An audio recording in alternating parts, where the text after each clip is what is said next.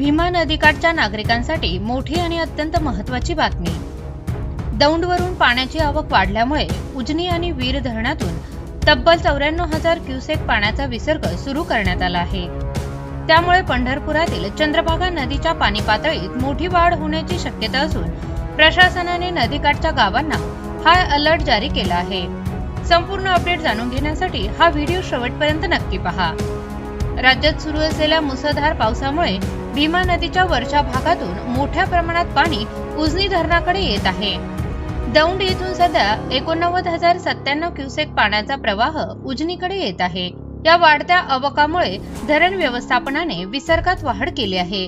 सध्या उजनी धरण 97.57% भरले असून धरणाच्या सुरक्षतेच्या दृष्टीने नदी पात्रात 81,600 क्युसेक पाण्याचा विसर्ग सुरू आहे। तर दुसरीकडे वीर धरणातून 14,789 क्युसेक पाणी सोडण्यात येत आहे। यामुळे भीमा नदी पात्रात मिळून सुमारे 94,000 क्युसेक पाण्याचा मोठा प्रवाह वाहत आहे। या वाढत्या विसर्गाचा परिणाम पुढील काही तासात पंढरपूरमध्ये दिसून येणार आहे।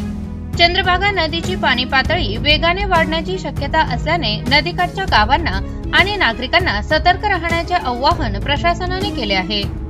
नदी पात्रात उतरू नये, पूल किंवा बंधाऱ्यावर गर्दी करू नये आणि अफवांवर विश्वास न ठेवता प्रशासनाच्या सूचनांचे पालन करावे असे आवाहन करण्यात आले आहे।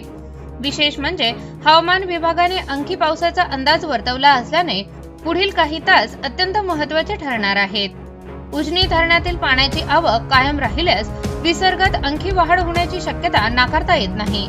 त्यामुळे पंढरपूर, मंगळवेढा आणि भीमा नदीकाठच्या सर्व गावांना सतर्क राहणे गरजेचे आहे।